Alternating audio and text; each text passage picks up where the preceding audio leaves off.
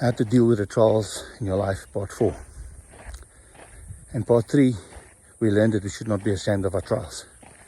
Romans 5 verse 3 and 4, 2 Corinthians 12 verse 9 and 10. But this does not mean that we should be complaining about our trials. There's a difference. 1 Corinthians 10 verse 10 says, neither murmur ye, some of them also murmured, and were destroyed of the destroyer. Paul is saying that the Israelites were destroyed because they murmured. In the Old Testament, God brought the Israelites through the Red Sea and tried them in the wilderness with hunger and thirst. Over and over, the same trial.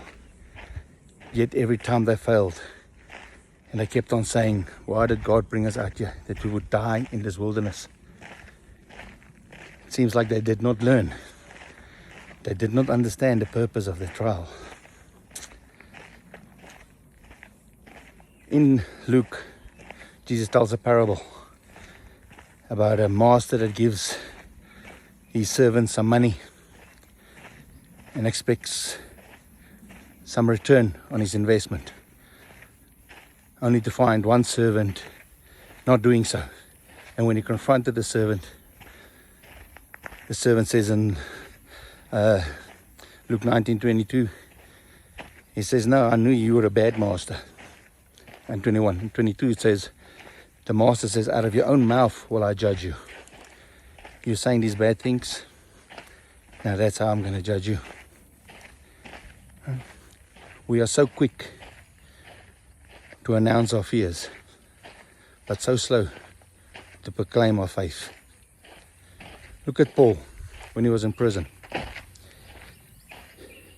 He didn't tell people to pray that he would be removed from prison. In Philippians 1 verse 12 it says, this is good for me, this trial, because it's actually advancing the kingdom, the gospel. It says, this is better for me that I'm in this trial, because now I can share my faith with more people. Is that what we do?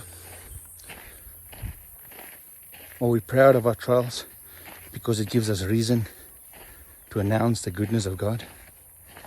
In Colossians 4 verse 3 it says, pray that I may have boldness to share the gospel, because that's the reason I'm in this trial. We need to tell people that want to pray for us that they should be praying that we continue in faith. We should not expect them to pray for the removal of our trials. God bless.